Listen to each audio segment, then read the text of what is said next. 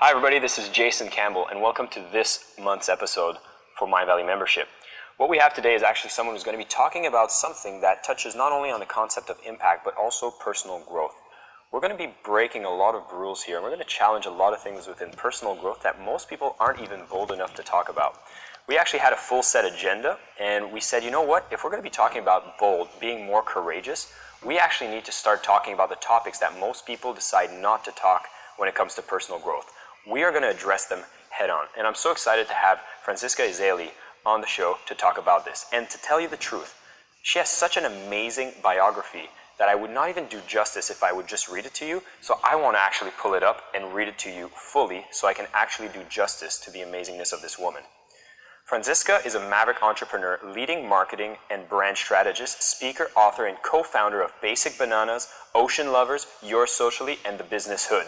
In 2013, Franziska was awarded the Young Entrepreneur of the Year in Australia and was recognized for her innovation, creativity, and philanthropic involvement. Swiss-born Australian, she is being known to being a true visionary, doing things a little bit differently, her irreverence and thought leadership. She has a rare combination of being both extremely strategic and creative, which makes her a powerful thought leader in the business world. I couldn't even improvise this. This is amazing. Franziska is the author of Bananas About Marketing and Perception, and we're going to show you these books in a moment, and she contributes to amazing publications including Huffington Post. Featured on Inc., Forbes, Business Insiders, Virgin In-Flight Entertainment, the Sydney Morning Herald, The Age, Smart Company, Dynamic Business Magazine, BRW, 2UE Channel 9. Franziska, you have an amazing biography. Welcome to the show. Thanks for having me. Thanks for having me. And first of all, also thank you so much for sort of throwing everything out, because that's actually never happened to me in an interview where we prepare and we were so prepared and then we have breakfast. We're like, how about we just go bolder? Yes. And thank you for doing that. What we really wanted to do is be as real and authentic as possible, because I think that was kind of the concept of being bold, is us being our true self in the process. Yeah. So, now, I gave you the beautiful introduction, but now what I'd love to hear more about you is, before we get into the meat, we're going to talk about the rules, we're going to talk about the systems for living, we're going to talk about the models of reality. But first off, I want to talk about you. I've already listed all your amazing achievements, and we're going to be talking about being bold, being more courageous. So I'd love to know, what got you on this journey? What got you into this topic of, helping entrepreneurs, helping individuals in all aspects of life? Yeah, it's an amazing question, and sometimes when I reflect on this, I think there has to have been a moment in my life where I sort of stepped out of not being bold into boldness, and I certainly do when I think about my life journey. So, growing up in Switzerland, especially, it's quite rules driven and there's a lot of norms to follow, and you sort of grow up not questioning things too much because you just do as you're told. And I was never really good at that. I was always a little bit of a rebel and questioning and sort of maybe breaking a little bit of rules and not really being very good at authority. But then I still followed the whole path of going to university and doing my double master degree in political science and marketing and making my parents happy doing political science. And so then about 9 years ago, I was doing my thing. I was working in advertising and had a great career. I was doing strategy for some big corporates, and it was great, but I definitely had this inner conflict of feeling that I'm not being bold enough in my life. I'm not standing up enough. I'm not doing everything that I possibly can in my life to make an impact. And so this one thing happened in my life that shook me like crazy. And it was 9 years ago. I was living in Sydney, so I moved to Sydney, Australia from Switzerland about 10, 11 years ago. And I had it was Sunday morning. I remember the whole scene. Sunday morning, I just came back from surfing. I surf most days in Sydney, and came back, was sitting on the floor there, and then my phone rang, and it was an unknown number. And usually back then, unknown meant some of my foreign friends are calling me. It was my brother. I have one brother, he's older.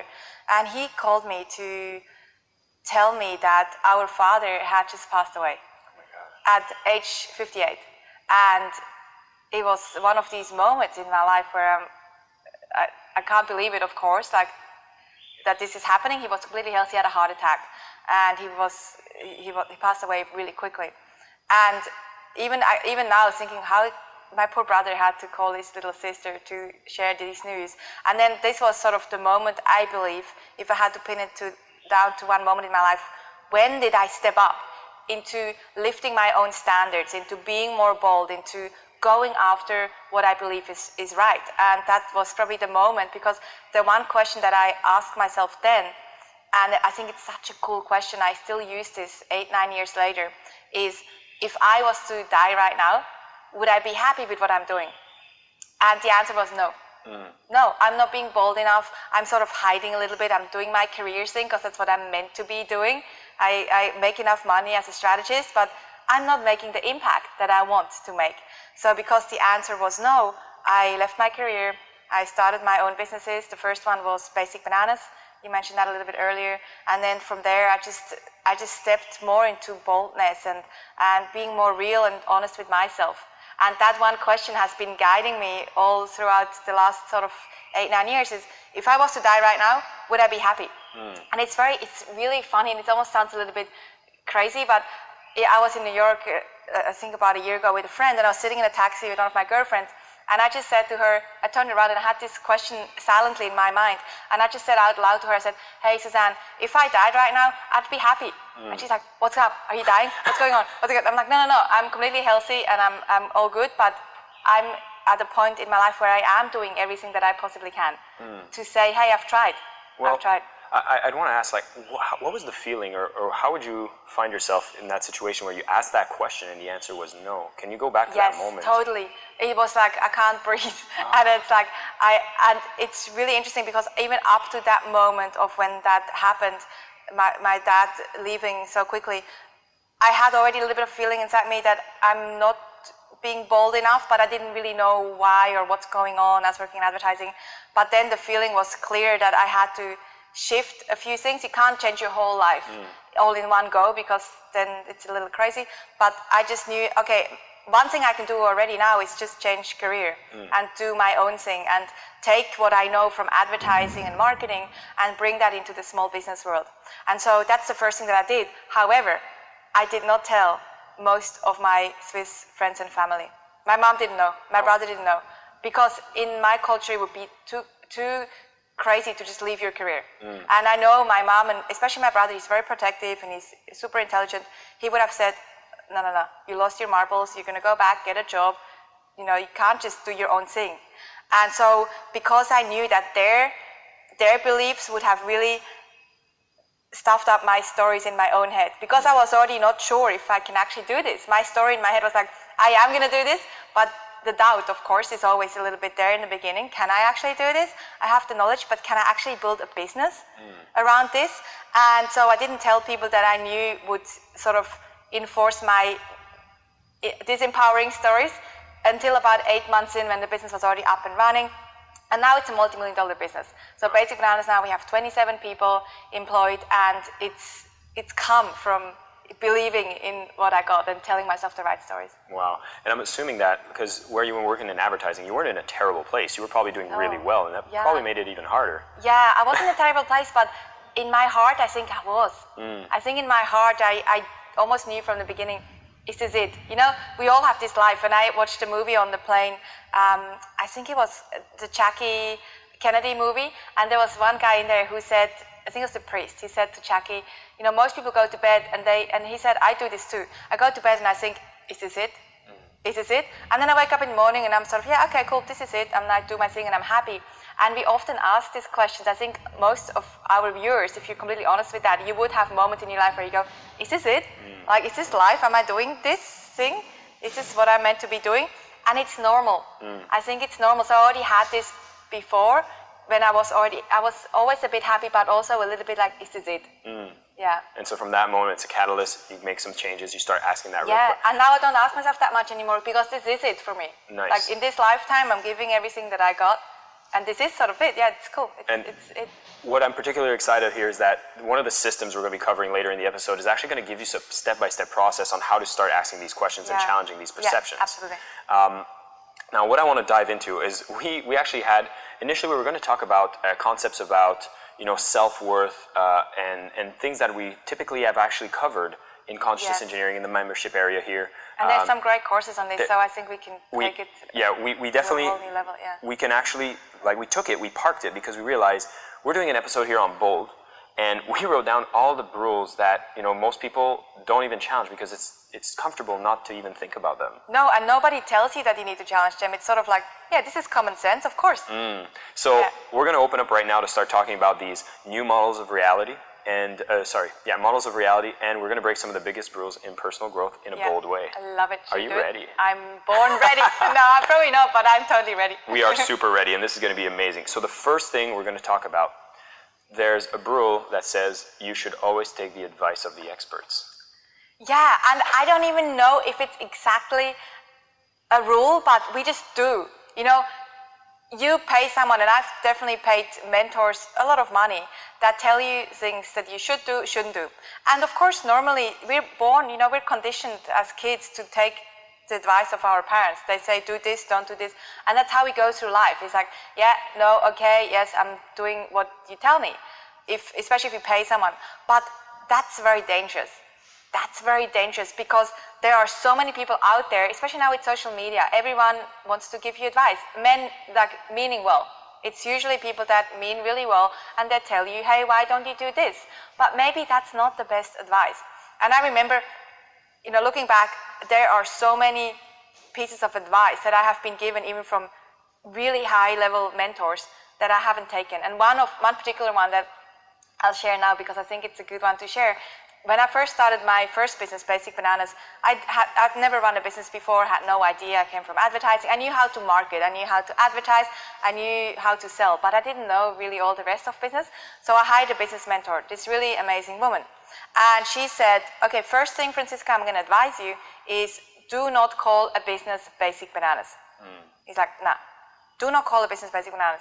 And I said, Sharon, I'll take most of your advice, but that's an piece of advice I'm not taking. I'm calling this business Basic Bananas because I know in my heart that I can make this work. It's a bit out there, it's different, and I know branding.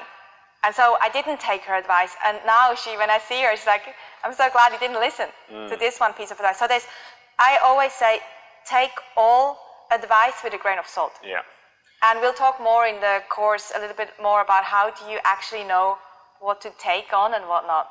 Well, it's interesting you say that because I find myself often in these scenarios. Every time I make, let's say, a bold decision, or I take kind of an initiative or a priority in a certain direction, that's always the time that I hear all the noise of people saying there's a different way to do it.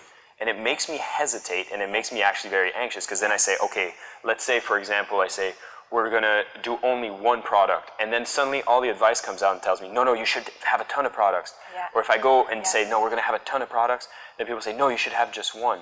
So it always seems like this advice comes after I've made a decision that makes me hesitate. So how would we be able to manage that? Yeah, well, first I want to quickly share something that just popped in my mind because I think it's popped in for a reason. But I think it was maybe Elon Musk or one of these epic guys, or even maybe Peter Diamandis.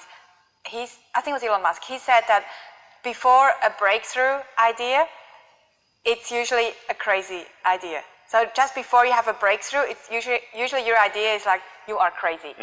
You are crazy. And then the next day, it's a breakthrough.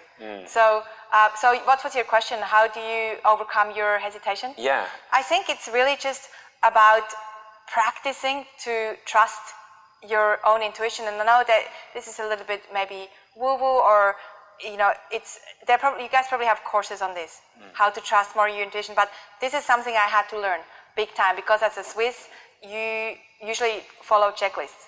I remember my brother. I would sit there with my brother and he would debate which country should he visit, Vietnam or Thailand. So how did he decide? He would make a list. Here's Vietnam, here's Thailand, pros, cons. And I'm like sitting there, I'm like, bro, why don't you just go somewhere? Why don't you just pick something, just, you know, feel it? It's like, feel it what? Feel what? Like, are you crazy? So I grew up in a society that we don't feel. So you have to just practice it. And when I first heard about this whole intuition game, and when I first realized that most successful leaders are really good at tapping into their intuition and trust, I knew, okay, I'm going to have to lift my game. I have to be more bold, trusting my intuition. And I just started doing games that people told me about, like when I'm going to a parking lot, I think, okay, my parking spot is going to be on the left, 3 parks away from the elevator. Like just make it up. And then sometimes it was right, and sometimes it's like intuition apparently. So I just gamified the thing. Or I would stand in front of a lift, there's maybe 4 doors, and I click the button, I'm like, this lift here is going to come first. Like just like gamify the whole thing. Now I don't do it anymore because I think I developed more intuition, but it's just starting to just trust yourself more and usually just going with the first thing that comes into your mind. That's usually the thing. It's funny, there's actually a passage from Napoleon Hill that's very similar. He says, every time I want to go park somewhere, I always imagine that he has an imaginary butler. I think he calls him Charlie. Oh, really? He says, Charlie, make sure there's a spare spot right in front of the bank when I'm going there. And he talks about the exact same thing, and I've practiced that as well. The parking ferry, I call it the parking ferry. The parking ferry. Yeah, I have a parking ferry. Every time I pull up somewhere, I have a parking ferry. But I just tell myself, or when I'm with someone, a friend, and I'm driving, I'm like, hey, and they say, hey, we should park a little bit further away from the venue if you go to a concert. I'm like, no, because I got a parking ferry. And it doesn't always work, it's a little bit of pimping too, but usually it works. But for the times that it works, it creates all the energy and expectation that you would need to start trusting your intuition. Just start trusting it. And, we wanted to cover this one first because, here we are being experts on a call telling you what you should be doing. Don't take our advice. Don't take our advice. Take it as kind of a data point, right? And that's something that a lot of people, like I call it like the last speaker on stage syndrome. And I've been involved, like I do events at Mindvalley, and like I've seen a lot of people that the last speaker they'll see on stage is the advice that they will follow until they feel lost, and then they'll go to another seminar, and it's almost like an addiction. It's totally like seminar junkie addiction. Yes, and I've seen it, and I've actually seen it do terrible things for people. And so what we wanted to leave as a really strong kind of rule to break in a new model of reality is this: like take each of the advice you get from experts as a data point, but question it, research it, right? Like and just trust. So I actually have a new book coming out, and the title, it's a working title at the moment, but the title at the moment is Don't Take My Advice. Because the book is full of advice, but don't take it. Only take what's suitable for you. And it's the same with the rules that we're going through now. Just take what's working for you. Exactly. So luckily, people that are in the membership are familiar with the concept of consciousness engineering, which is Vishen telling you to challenge all of the rules. So again, we're here as experts. We're telling you these advice, but also take it with a grain of salt. Take it with a data point, and whatever you think fits for you, use it. Question it, challenge it, and also use it if it works. If it doesn't, that's fine.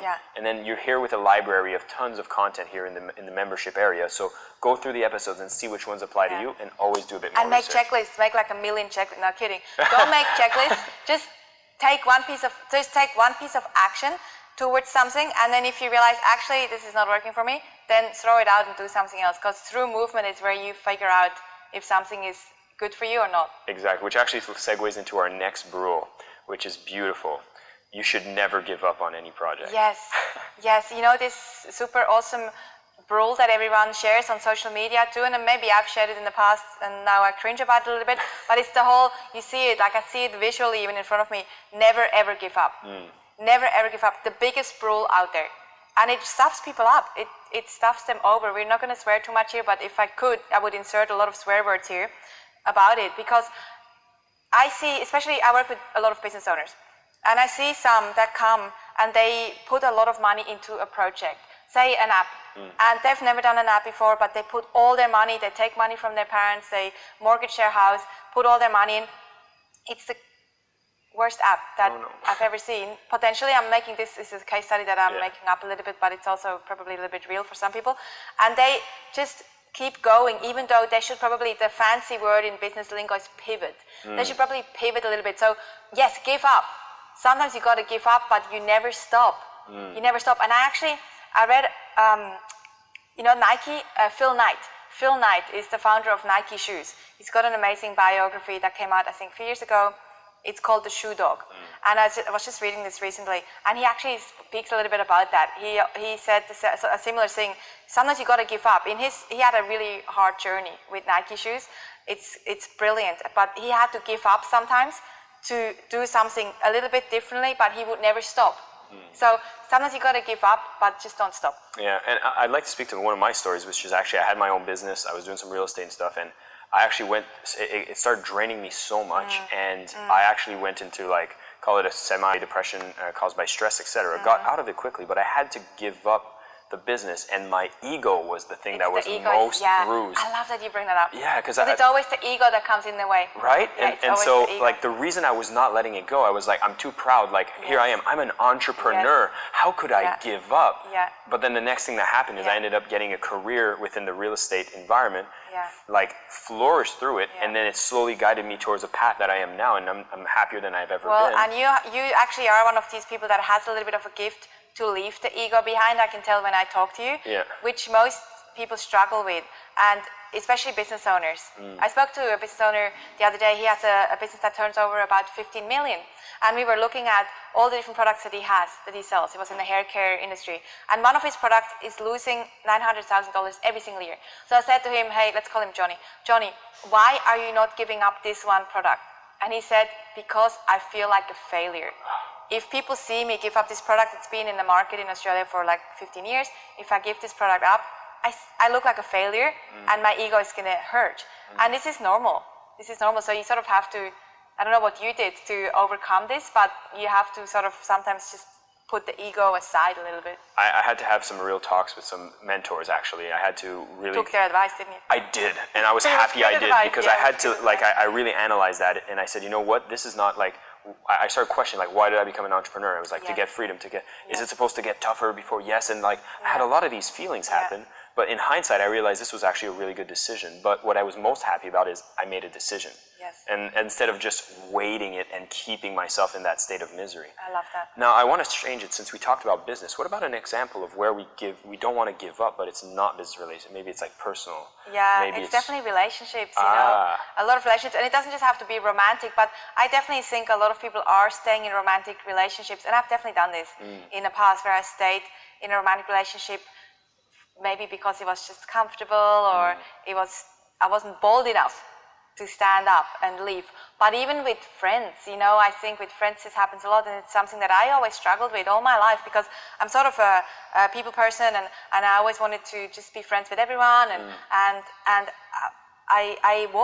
was, and it got really too busy to be friends with everyone, and some people weren't good for me. And so I had to be more bold and more brave to say no to some friendships, because you can't be friends with 100 people really closely. So it's something that you have to be bold enough to say, actually, this friendship is not so good for me.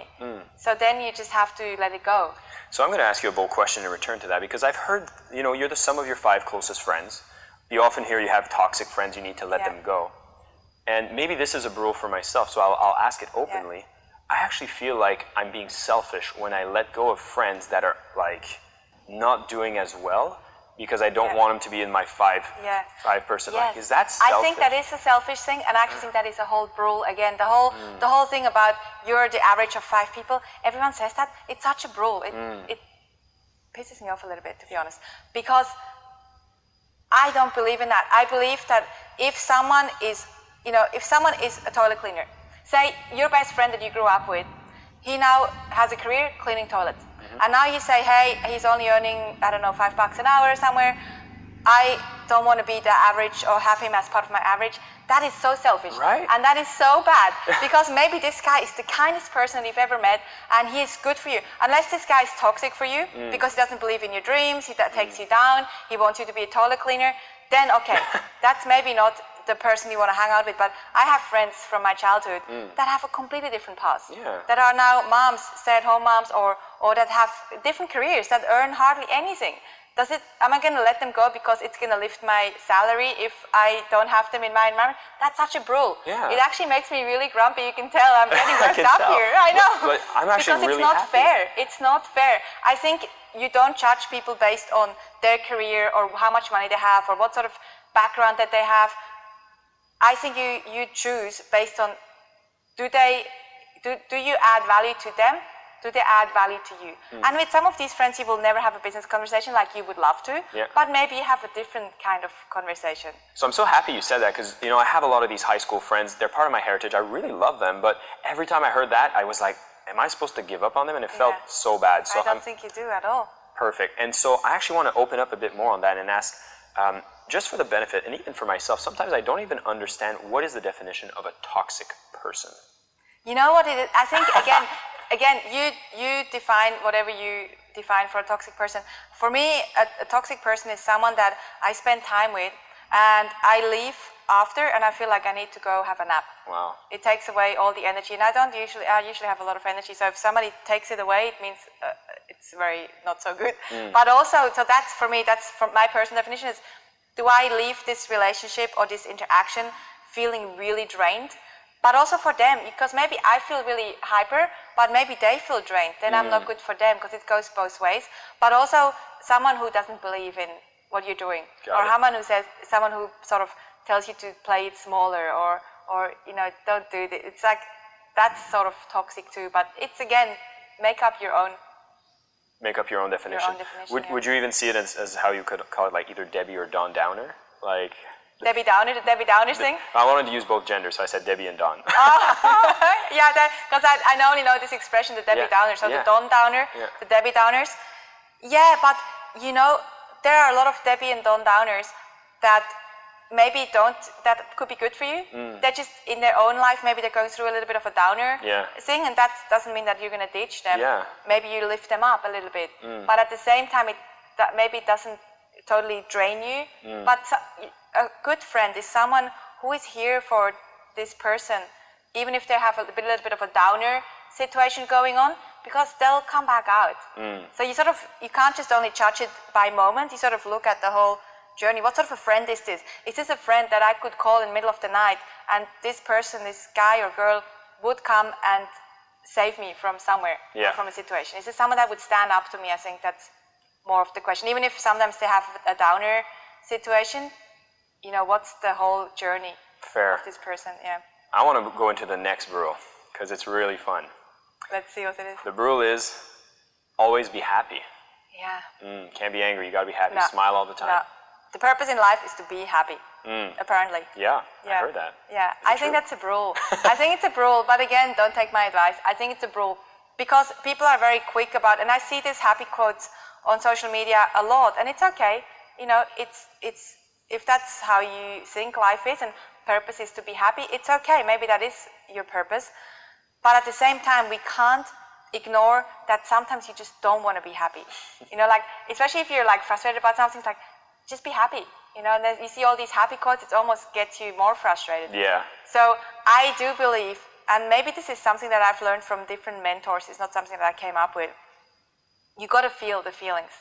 So if you're feeling angry about something, maybe you're feeling angry about politics, and then somebody says, hey, just be happy and smile, put a smile on there and just be happy. No, I'm angry. Right now I'm angry, and I'm going to feel it, or sadness. Yeah. And I've tried the sadness thing when my dad passed. I thought, I'm going to try and see if I can not be sad, because I'm normally not a sad person. That's not good for me. Because if I push that away, I'm like, no, I'm just not a sad person, so I'm going to try not to be sad. That's such bull. And then it caught up with me a little bit later. I'm like, no, actually, I'm so sad.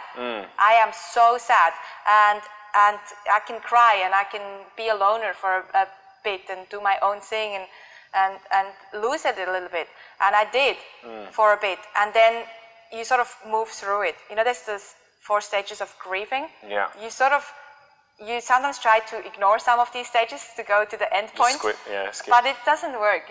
So with all the feelings and happiness, I think you gotta allow yourself to feel other things. That the purpose in life, I think, is to feel, to have the ability to feel angry, feel sad, feel frustrated, feel ecstatic, feel in flow, feel real, anything, and you sort of allow yourself to move through those feelings. And this one I think is so fun to challenge, because it's true, like every time I have a feeling that's not beautiful, perfect, happy, it bottles up, and then the more I try to keep up that image, let's say, and let's say because social media just makes everybody put on their filter, and everything looks beautiful. You're trying to play a game of one-up with everyone else on social media. Well, and even if you don't try to play the one-up game, you don't normally share a picture where you look really horrible and you say, I just had the worst something. You just don't often. Some people do that, but I don't, mainly also because I don't want to be the Debbie Downer, but I have downer days. Yeah. But then I'm just not going to share them. So that's why it looks like we're always happy, and it's like, oh, he's always happy. Jason is always so damn happy. What's wrong with me? Yeah, it's true. That's the problem. But at the same time, you touch on the fact of posting those.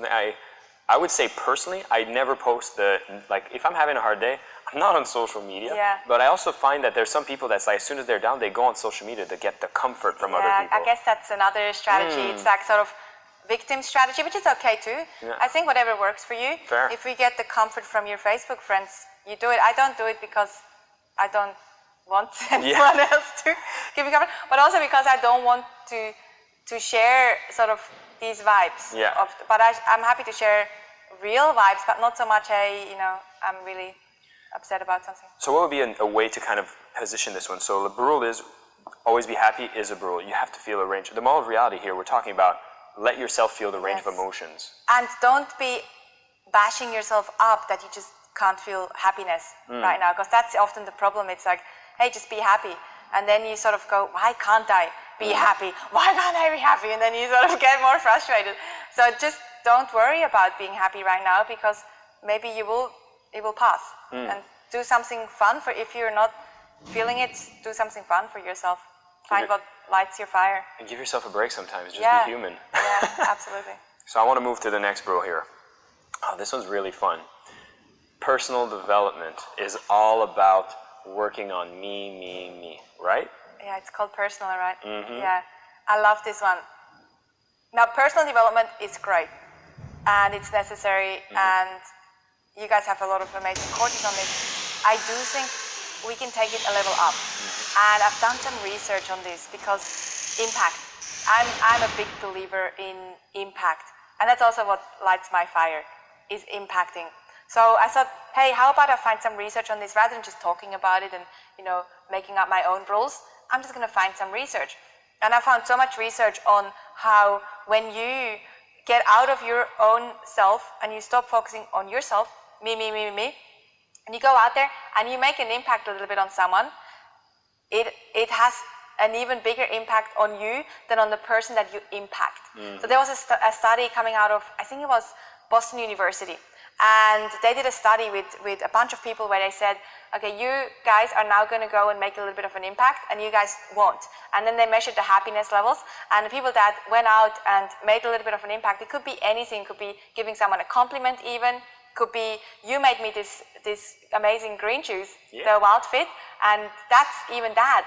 I saw even, for me, the impact it had on me was huge. It was like, this is so generous, but I can guarantee the impact that it made on you, seeing me so happy, was bigger than the impact it made on me. I did it for very selfish reasons. It makes me really happy to give generosity. I could tell, because generosity begets generosity.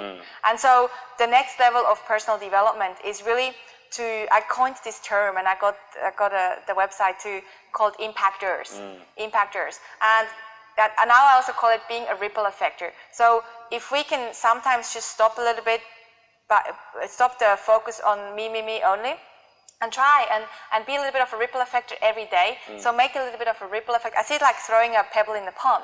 You make a ripple effect. So say you do this to me, you gave me the juice, it makes an effect on me, but makes you even happier.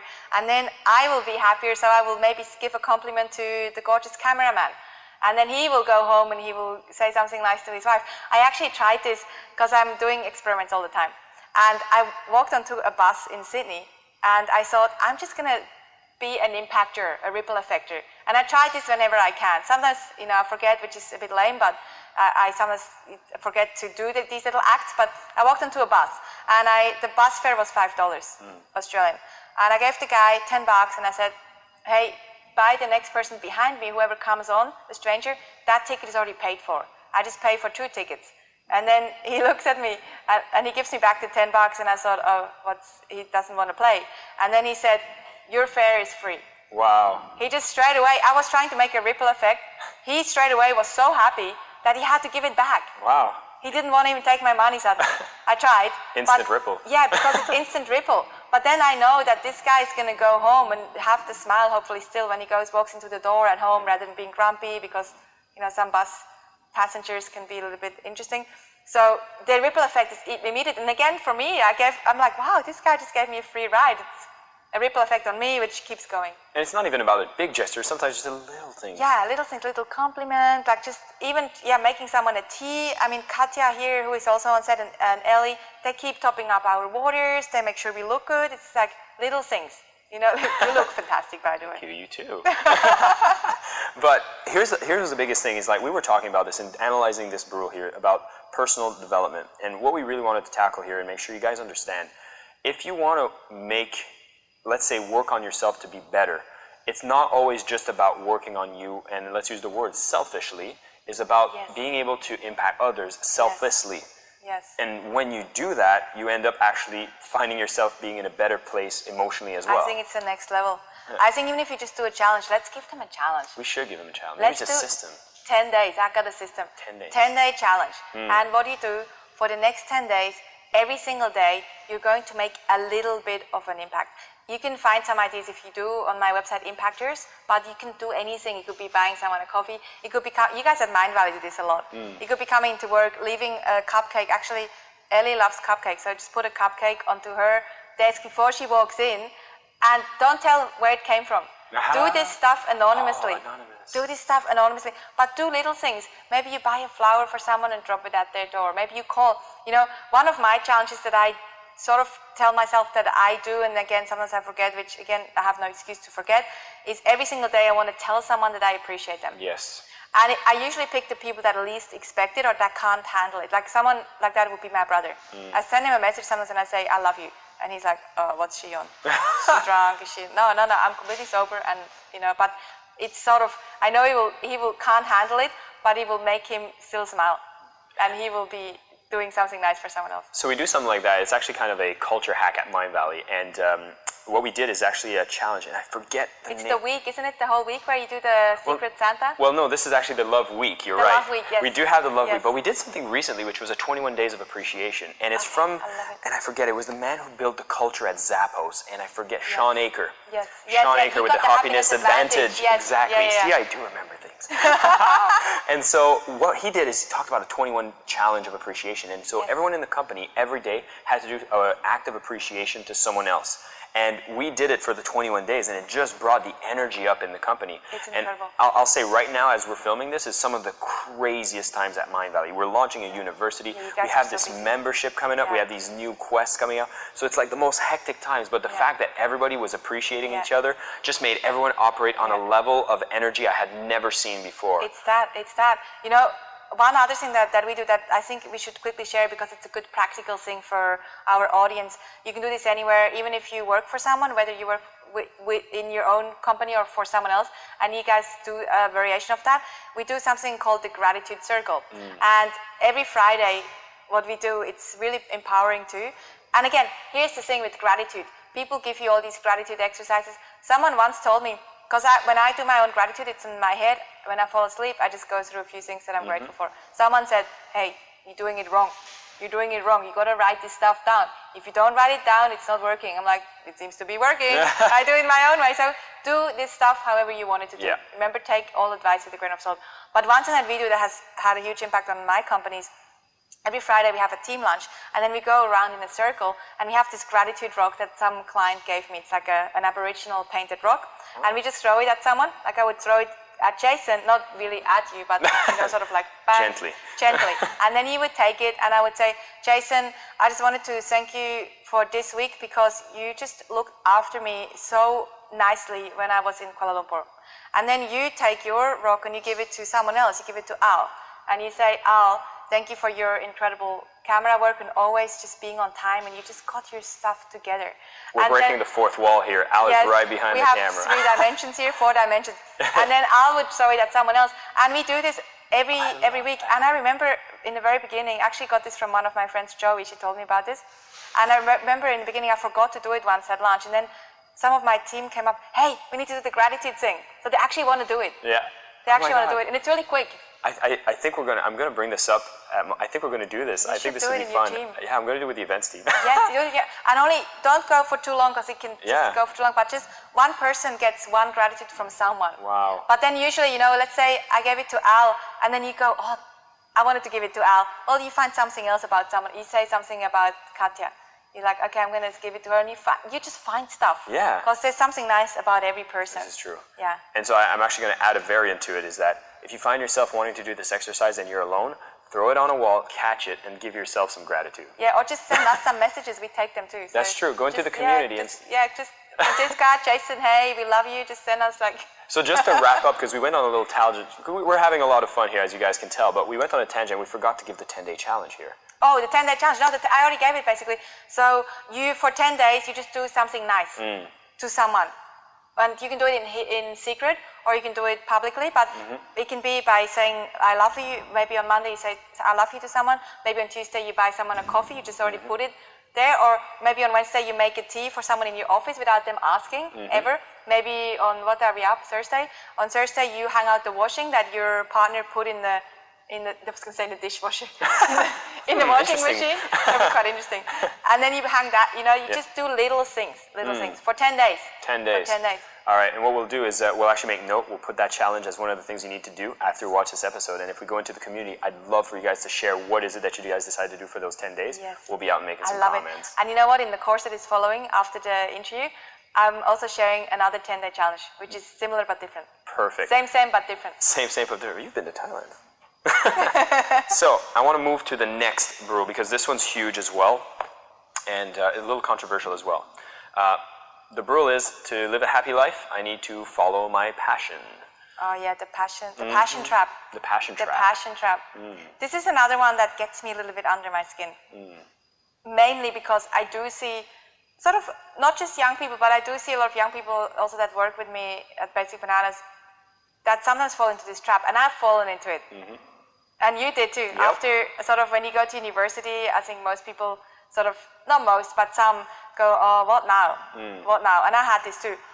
There are very, very few people that are born with this inherent passion that they know, hey, I'm going to be a musician, no matter what. And I have some friends that are. Yeah. And by the way, if I didn't count, if I went after the average rule, I would not be friends with my musician friends because they don't earn any money. So does that mean that I'm not going to earn money? No. They're like some of the coolest people. Yeah. Going back to that rule about the average friends. So but they have this gift of passion, and that's what I learned from them. So there's this rule that you think you have to find your passion. You have to find your passion. And it's putting people a little bit sometimes into a hole. One of my team members recently, she just went through that. She's like, I don't know what I want to do with my life. She's only maybe 24, 25. I don't know. I just don't really like much. I just don't know. And she got really sad about it. So instead of just trying to find passion, I always say, bring passion. Bring passion. I like that. And I think there's actually a book that I sort of started reading a little bit and flicked through it that talks a little bit more about that, I believe. It's called So Good They Can't Ignore It. Yeah. Do you know that book? I heard about it. And I I haven't think read it, it though. talks a little bit about that. So good they can't ignore it. So in a job, if you work somewhere and you just go every day and you go, I just don't like this job, try. Again, we can make it 10 days or 30 days or whatever. Some people say 21 days. Again, Sure. It's a total rule. It's, choose your own days, Yeah. maybe 10 days. Just bring passion. Yeah. Bring passion. And then passion sometimes finds you. I didn't wake up, or I wasn't born thinking, I'm going to run a few companies. That wasn't, or I'm going to do business strategy, or I'm going to do, yes, I just sort of, I always look at my life and I look at it like I was water. Water just flowing through things as it came, but I always brought passion when I could. And then suddenly my passion got found by being passionate. And I want to touch on this because I actually have a bit of a pet peeve with this. And I've had some people that worked on my team, and they were in their early 20s, like 21 years old. And then basically a task needed to be done. They needed to actually compile a preparation sheet on a spreadsheet. Yeah. And they had to do some data entry. And this was a task that took about, maybe a 2 days task worth here. And the person basically had a meeting with me and said, you know what, I'm doing this and I realized this is not my passion. And Oh I'm my like, God. really? Yeah. I'm like, and the person actually considered not wanting to work on the team anymore because they had to do this work that wasn't aligned with their passion. It's also a generational thing. Oh. I definitely have a little bit of a thing about this too. It's a generational thing too, because I've had people too on my team that are, a little bit younger, and they do this. And I'm like, there will always be something in your life that you just don't want to do, but you just do it. Yep. You just do it. So, I want to share a personal story of me because you were mentioning when I graduated, I also had that issue. Graduating university, everyone's saying, find your passion, you need to do that amazing thing. I almost ended up taking a management training program at Sherwin-Williams Paints to kind of own one of those franchises. I had no idea what I wanted to do. And it just so happened that my sister was working for a real estate firm, and she said, hey, come for an interview and do some, and come and see if you want to work for this. And I ended up being put in a position where I had to just work on the phones for commission, which sounds probably the most horrible job to most people. It does sound a little bit horrible. I loved it. I loved it so much. And I realized that, like, I found my passion, but really it's just like, I realized I really liked sales. I loved it so much. And if I wouldn't have, if I would have said, you know what, I'm not going to go do telephone sales. And people would have told you, right? Don't do that. It's just like, oh my God. And it was that action of going to do something, even though I didn't understand it, even though I didn't necessarily like it, I was able to go do it and discover what was it that I was great at. And I love that. You know what? Let's give them another little challenge here, because we love to do tangibles here. We love to put it to work. And again, you can do this or not, but this is my own experiment that I did. Let's call it the passion experiment. And what it was is I just picked an area in my life that I'm not passionate about, something that I sort of have to do, even though it's not really I do, but I sort of do, and I don't really like it. And one of these areas is cooking. I don't like cooking. It's boring. I'd rather read a book. So cooking for me is like, this is boring, but I would go into the kitchen because I want to eat and I want to eat healthy. So I go and cut the vegetables and like, this is annoying. I try to outsource it. You know, usually when my friends come for dinner, they know they're going to cook. Like I have a lot of dinner parties, but they always know they're cooking. I just have the stuff there and I'm like, okay guys, it's a cooking party. And then I put on the music and I do the entertainment and they cook. They know it. And I have also a lot of friends that bring me food because they know I don't like it. But then I said, hey, passion. Okay, I'm not bringing any passion to these vegetables. It's not really fair. Because they're cool, right? Vegetables are pretty cool. So I thought, okay, for the next sort of 10 days or 2 weeks, I'm going to be passionate about this cooking thing. And I did that. I just got into the kitchen, still turned up the music on my own and just sort of gave these vegetables a bit more love. And I wouldn't say I became a passionate cook. I still am not at all. But it made it a lot more fun. I became more passionate about this one thing. And you can do that too. So maybe take something in your life or even in your career, in your job, that you go, I don't like that. You told me something about numbers before. Oh yeah. You want to share that? Because that's sort of the same thing. It's true. Right now it just so happens it's tax season. And like typically people always go, oh my God, I hate doing my taxes. Another case was the fact that I had to do this accounting work and actually reconcile all these statements through spreadsheets, which I had to dig in, and this was probably a 6-hour task of like deep focus, but I would never go and do it. And the reason was that I was always like saying, oh, I'm not a person to do that, etc. But then I said, you know what? No, I am the best at this. I'm going to crush it. And so I just decided to wear that hat, got my spreadsheet opens, and I just dove in, and just with that attitude, I got it done, and it was beautiful. Yeah, and you didn't even probably hate it that much. Time went by like this, but it was just a decision that I made that, hey, why don't I just turn up the heat and be bold about doing that small thing? And you know, someone very early on, when I was maybe 16, 17, I got my first phone job myself. So I was still in college, but I wanted to get a job so I can go traveling. And so I got this phone job every day, 3 hours after school. I had to, you know what I had to sell? I was living in Switzerland and I had to sell security systems, like locks and things, for a very safe country back then. So it was definitely not very fun.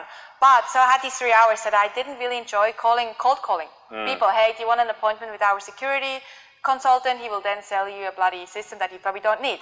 I didn't say that. But I had these 3 hours that I didn't enjoy. But then someone in this company said, Franziska, just come in and be an actress. Just say, hey, today I'm Susie.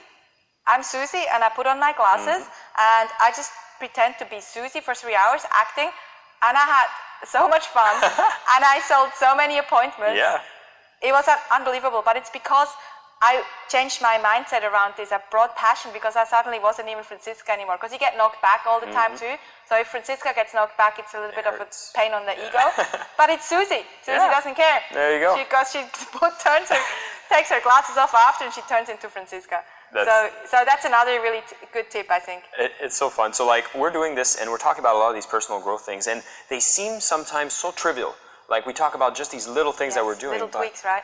My God, is it that makes all the difference about actually doing things that are bolder? And I think it is. You know, there's this saying that I don't necessarily like, but the meaning is cool. Small hinges swing the big doors, or something. Isn't that the saying? Yeah. And it's that, I think, with all these rules and with life in general, it's about finding these little tweaks. It's not, often people think, hey, I have to change everything. No. Just change one little tiny thing and it might just make the huge difference. Beautiful.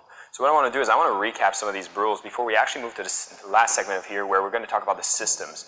And during the systems, we're actually going to give you some applicable ways that you can actually execute on being more bold and actually discovering what you should be doing. And you have some amazing content coming up. So before we get to that, I want to make a quick wrap up, and I'm going to take the cheat sheet here. And I want to go back to the first one, which was don't take all advice. You want to be able to filter, take it with a grain of salt, question every advice that you get, and take the ones that work for you. And if they don't work for you, well, go to the next one, because guess what? Never give up is also a rule. Exactly. Instead, don't stop. Just keep on the journey. You might have to give up on some things that don't longer serve you. Dump it. It's like a rule sometimes. Then always be happy. Let yourself feel a range of emotions, okay? So always be happy. Try to be positive, sure, but let yourself feel the range of emotions. Also, personal development, it's not always just about you. It's about other people. You will get so much more personal development out of being selfless and actually helping other people. And then finally, we talked about passion. It's not always just about follow your passion. It's about, doing the little things that need to be done to make sure that you get one step closer to identify what you want to be doing. And so keep going forward. And sometimes you will have to do things that you don't feel totally passionate about, but it gets you closer to identifying what you should be doing. I love it. Did I miss anything here? No, I think that's it. I think we covered it. I think we covered it. I think this is pretty cool. I'm going to watch this myself. Of course you will. We'll watch it a few times. So now we're going to move over to the systems for living. So what we're going to be doing is actually separating this segment into specific episodes so you guys can go into the ones that are most relevant to you. So first off, we're actually going to be talking about perception. You have a system here. Yes, absolutely. And actually, because I believe in perception so much, I wrote a whole book. The plug. About Let's do perception. Guys, awesome book. I know you're giving us a copy, so I'm excited to be reading it. So tell us about the perception system. So perception is, I believe, and that's why I wrote a whole book on this, is one of the foundational pieces of being more bold and of being able to achieve anything that you choose to. Because perception creates reality. So what we're going to talk about in the course is two types of perceptions. Your own perception, how you perceive yourself, which we talked a little bit about today, and then also how others perceive you, which is going to be really fun to do. So tell me, how will someone have a transformation after going through that episode?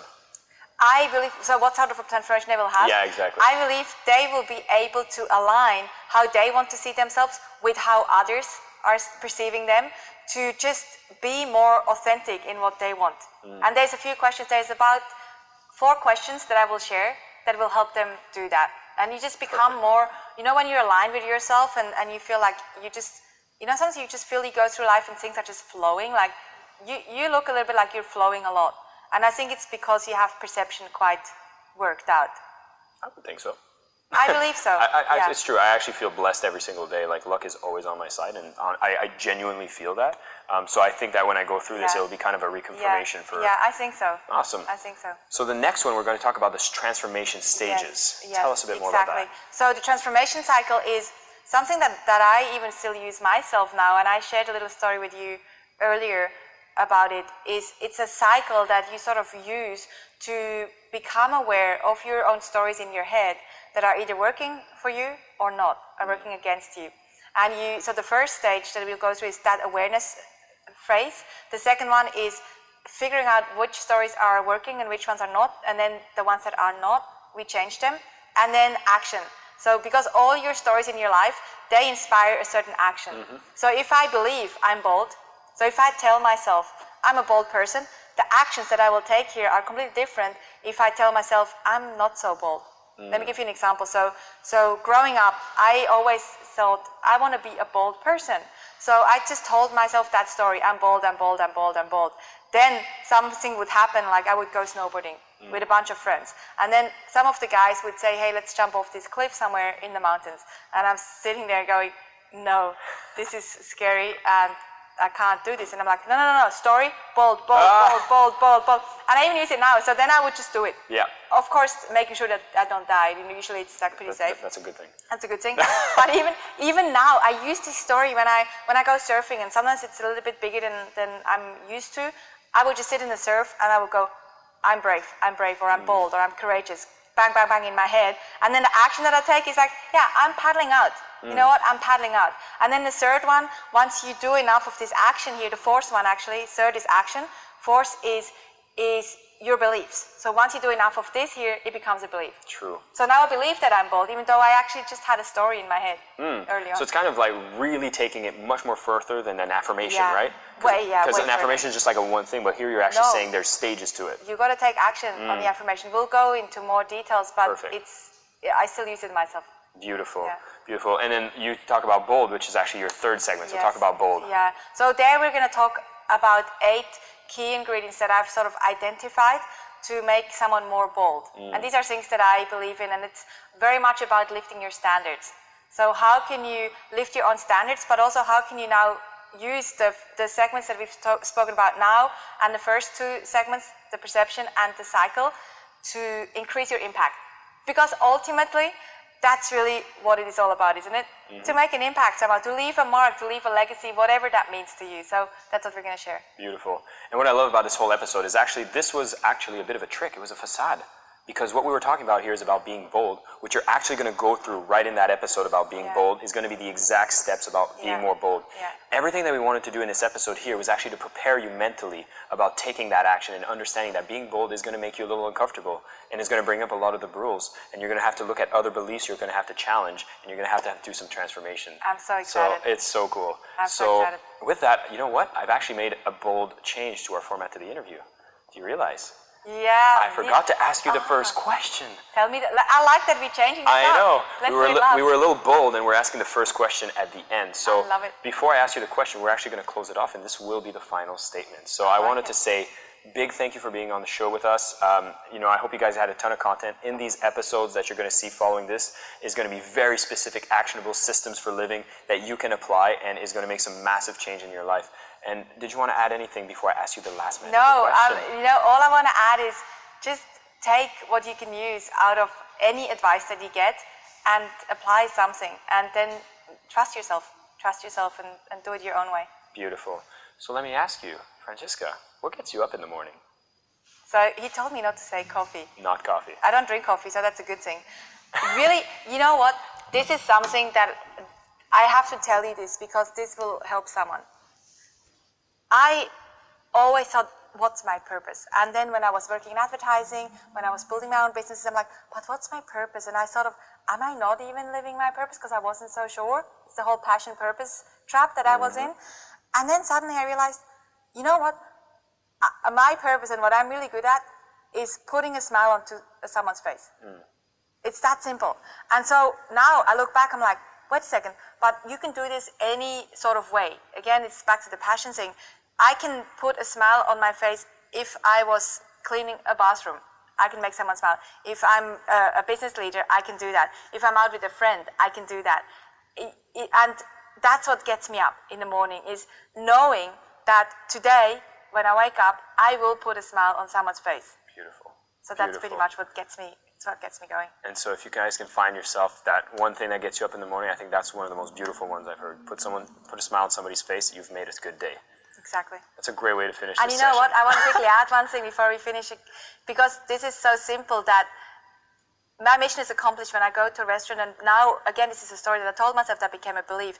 I know that this is my purpose now, making someone smile. So when I go to a restaurant sometimes, how easy is it for me to just write a little note for the waitress and say, this was amazing, thank you so much.